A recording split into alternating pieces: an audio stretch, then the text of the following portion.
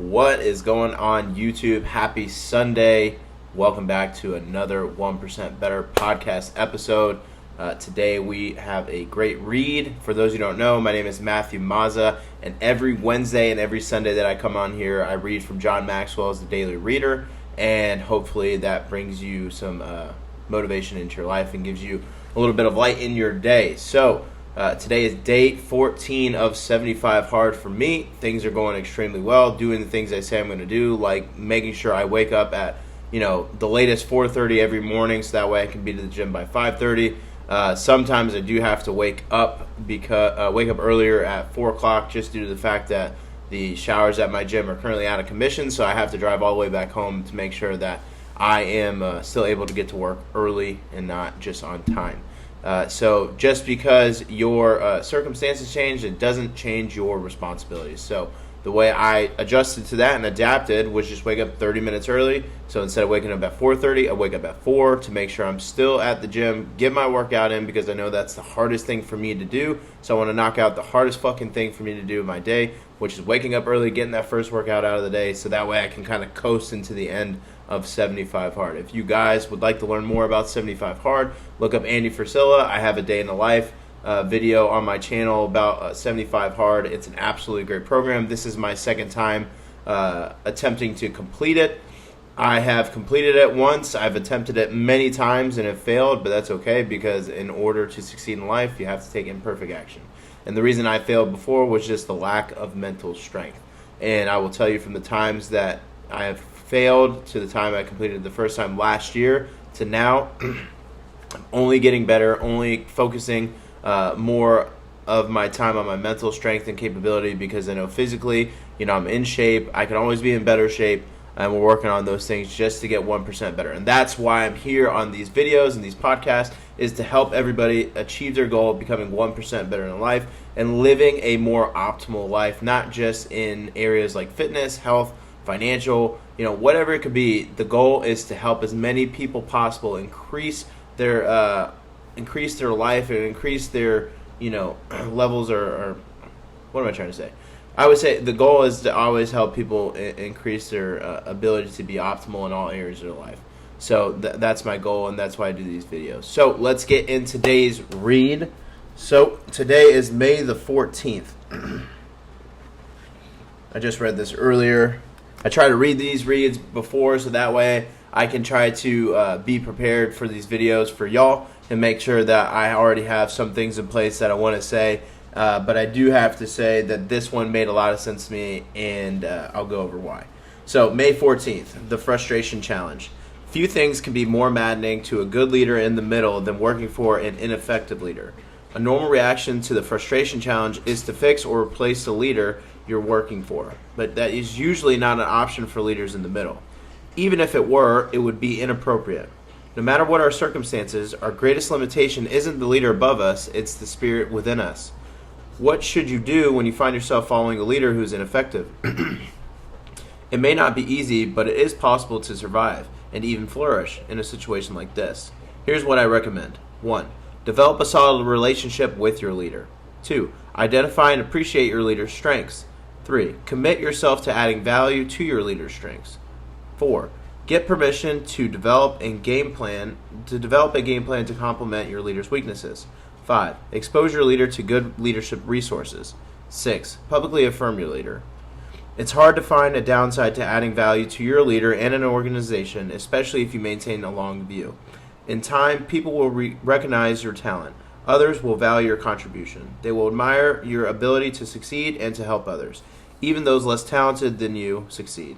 The 360-degree leader. Determined to have a spirit of cooperation and teamwork despite negative circumstances. So I think, all of us can definitely relate to this in life where maybe we've had a coach, maybe we've had a mentor, a leader, a teacher, maybe somebody in your life that was supposed to be helping you grow and flourish yourself has maybe not been the most effective leader to have for your own resources. And it's very true what he said, that a lot of us try to change it or, eliminate that leader. But depending on where you are in the situation, obviously those things are kind of difficult. So I will give you an example for myself. When I was in college, I was terrible at accounting. The only way I could really learn was by self-teaching or self-taught lessons through the textbook that I had, because I had a professor who wanted to teach multiple different ways to do one thing. And for me and my personality and my training style, I like one way, the most effective way and efficient way. So that way my brain is focused on that. Because when you give me, a multitude of things to learn and try to accomplish the same thing, my brain begins to overanalyze everything, and then I have analysis by paralysis. So I think it's important to understand that even though they might not be the most effective or the most efficient, you have to understand, because of that, if you're in a situation where you're not able to change it, you really only have two options, like you said, right? You can help to progress your leader yourself by doing certain things, or you can just change and move yourself out of it. So, even if you're in the middle, you can always change and have a different leader, but you'll have to change, a different, job, different workspace. You'll have to go to a completely different industry. It's a drastic change. But one thing I've always learned in life, and that was taught to me by all of my mentors, is that the grass is greener where you water it, not on the other side. So it's especially important to remember that and I said this the other day to my brother-in-law, but he changed my mind quickly. There's something going on where I was like, I just don't see the opportunity here. And he's like, the opportunity is there. You just got to be willing to go and find it. And what John Maxwell is talking about in this read is giving you the steps to go and find it. And that helped open my eyes and the doorway for me to still be able to succeed and grow and still have opportunities, even if I'm in a situation where my leader isn't always the greatest, right? Because there's always ways that you can increase things and get better. And it's all about, just taking that action to find it out. And I like how John Maxwell talks about, having the spirit within us to be able to do that, right? Because it's all a mindset. If you tell yourself this sucks, or whatever I'm doing is terrible, and this woman, is a terrible leader, I can do a better job, then all you're looking for is the negative fucking bullshit, right? But if you publicly affirm that leader, even when they have different, difficulties, or maybe they have things they're not so great at, and you still publicly affirm them as if, they're still great people, and they still have strengths, because everybody has strengths and everybody has weaknesses, right? But don't go ahead and just expose their weaknesses. Talk about what they do really, really well.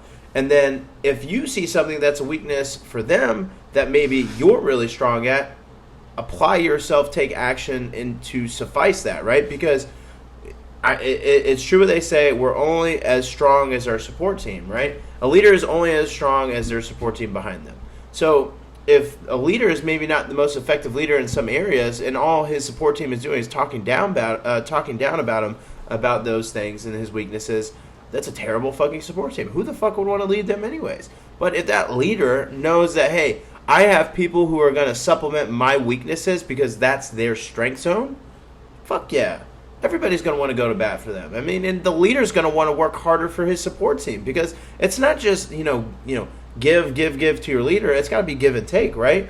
Because the things that he might be really good at, you might fucking suck at. So there's a lot of ways that we can do things and increase our productivity and still flourish, even if the opportunity presents itself as maybe not the most opportunistic. There's a lot of ways you can do things, right? Let's go back into the read and talk about some of the things he said. Develop a solid relationship with your leader. Do you have a solid relationship with this person, him or her, right? Do you go up to him, talk to him, try to build a relationship to see, because basically what I'm trying to say is, if you have a strong relationship with this person, at the end of the day, when they're struggling with something, they will lean on you for things, right? Things that they see you as a strength zone for, so they can catch advice off, they can have advice given to them from you, so that way it's something that they can work on, because they see you as somebody who can supplement their weaknesses to make them stronger, make them better. And that's all part about being a team and being, holding each other accountable, right? Next thing is identify and appreciate your leadership strengths, your leader strengths. So, like I said, you can't just go out there and just knock people down because of what they're bad at. Not everybody's going to be fucking great at everything. You have a strength zone. I have a strength zone. There's things I'm not that fucking good at, and I understand that. But I rely on other people and a support team to help me with those things, so that way I can get better. If all we're doing is finding the negative things about people, then we're not thinking about people in a genuine mindset. John Maxwell talks about it all the time about when you go into a conversation with somebody, hold the highest your thoughts of being genuine. Be genuine when you're talking to other people, so that way you can find the good in them and the good in the conversation. Because if you're going to look for the bad, you're going to find it. But if you look for the good, you're going to find it. I've talked about this in previous videos. It's so fucking true. Every morning I wake up, I'm trying to find the most positive things in my day. No matter what fucking goes on in my day that might, put me back or anything else. Like, I can't remember if it was Thursday or Friday. I came into work and, I always have my get shit done list. And there was just things piling up on it that normally to me doesn't really happen. But what was I supposed to do? Act like a little bitch and get upset about it and be like, man, the world's just out to fucking get me today? Fuck no. I found solutions to each one of those problems. And sometimes they weren't the solutions I was looking for, but it still solved the problem to still get the end result for me at my job and still help everybody else in my team and not just think about my fucking self. We can't be selfish. We have to think about the team first, always, right? But we got to help ourselves first in order to help the team. So that's also true. But, don't be fucking selfish. Don't look for the bad in people. Be genuine. Look for people in a genuine mindset. Look for their positive attributes. Look for their strengths, not their weaknesses. Everybody is stronger than other people at something, right? We're not going to be the best at everything. Gary Vee told it best, right? He can play basketball, practice very hard, join a men's league, do all these things, and, maybe become very good at basketball. But he's never going to be fucking LeBron James, right? That's the difference. So he understands his strengths and understands he might get better at things, but only at a certain level. And John Maxwell talks about these things too, is understand your strength zones, right? Things that you're really bad at, you can get better at a 2-point scale, and things you're really good at, you can still get better at a 2-point scale. But the drastic difference is between where you're at on that scale of 1 to 10 in those certain skill sets, right? The next thing is committing yourself to adding value to your leader's strengths, right? Finding his strengths and then add value to those, right? So compliment them, and help him key on those things more, because if your leader is always working in their strength zone, then that's going to make your day and your job and the opportunities at your position flourish, right? Because if we all work in our strength zones and doing the things we're supposed to be doing, there's no reason why opportunities shouldn't come about and your life should not grow and you should not be more optimal in your position, right? Next thing is get permission to develop a game plan to complement your leader's weaknesses, right? If you have and this starts with having a great relationship with your leader. So that way you guys can talk and commence, a game plan on how we can get better, not only for ourselves, but the store, the company, whatever you work at, right? I say store because I work at a dealership. So if you have a great relationship with this person and you can figure out, somewhat of a game plan to help them, not only are you helping the person in front of you, but you're also helping the store. It's so important because if we can complement each other's strengths and weaknesses and then we can get a game plan to work on these things, why wouldn't everybody else benefit? Because we're only becoming stronger as a team, stronger as a support team, and understanding that we can all improve, become 1% better. Next thing is expose your leader to good leadership resources, right? Maybe your leader maybe your leader right now hasn't been exposed to the things that you have, right? I've been exposed to great leaders, but maybe mine hasn't. So with my relationship with my leader, maybe I exposed him to those good leadership resources, right? Because you don't fail because of lack of resources, you fail because of your lack of resourcefulness. And that's very important, right? So using the resources around you to help others get better is very important, but not just help yourself, you got to help others, right? I'm constantly trying to teach people at work the resources that I was given when I started in the business to help myself be more efficient and effective in my position and my job. And I'm constantly trying to teach other people that so they can do the exact same thing. I only want to see people grow and get better and improve their lives. I get more satisfaction out of that than doing it for my own benefit, because it's not for my own benefit. The benefit to me is watching other people flourish and get more opportunities, right? Because if I'm helping more people, at the end of the day, everything else I get back outside of watching them grow and flourish and do things differently for their life is just a plus, right? And then publicly affirm your leader. This is so important because outside of work, if you're just talking shit about people at your job and that I can do this better. Oh, this person sucks at this. I can do this better. Well, fucking prove it then. Like, don't be a little bitch. Go out there and try to prove it.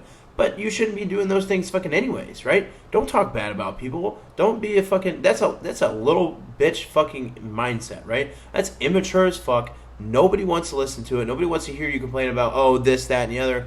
If you could fucking go do it better, why aren't you? Why aren't you in the fucking position? There's a reason they're in that position and you're not. Whatever the reason is, they're in their position and you are there in your position. If they're at the top and you're in the middle, there's no fucking reason for you to talk shit about them, right?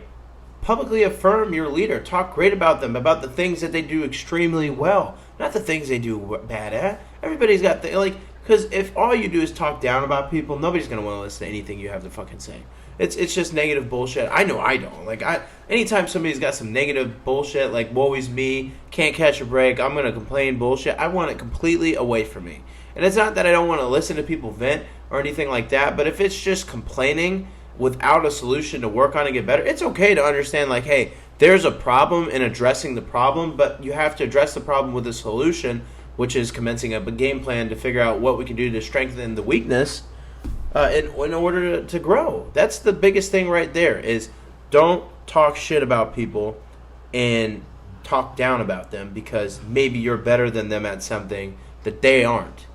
Help them get better. Help, show them the things that you know and the resources you use to make yourself optimal in that strength zone where they're having a weakness. That's the biggest thing the biggest thing that anybody can ask from somebody else is not to talk down about them, is to only help them, right?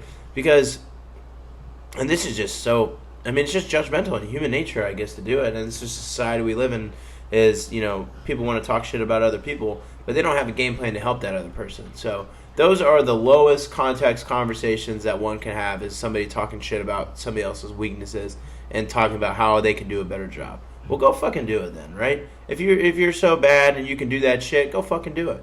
But obviously you're in the position you are because you can, right? If my general manager has a weakness, right, I'm not going to call him out on it. I'm not going to do it at all. I won't talk about it, right?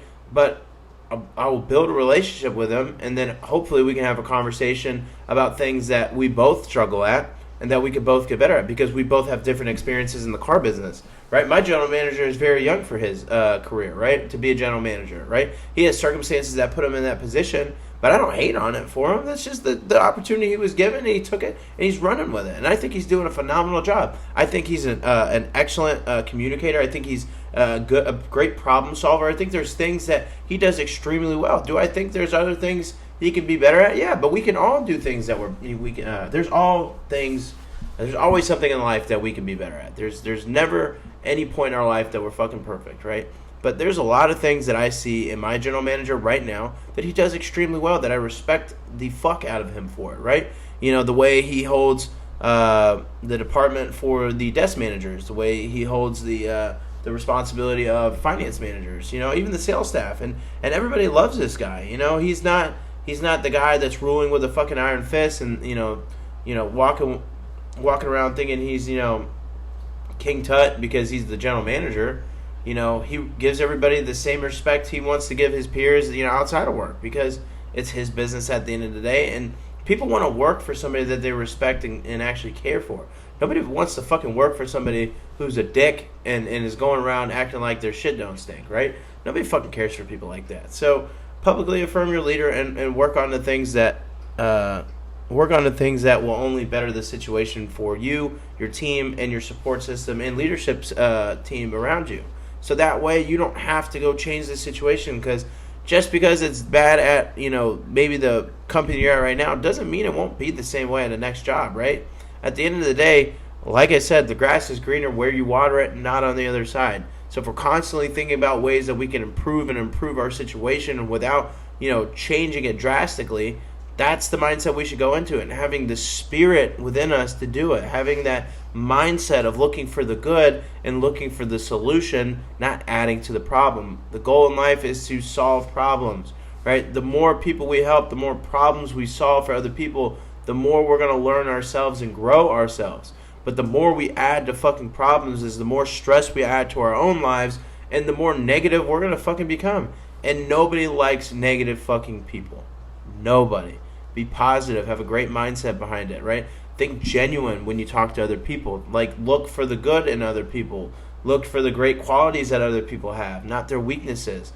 Help them if they have a weakness and you see it. Talk to them in a way that's constructive, not beating them up because of what they're really bad at.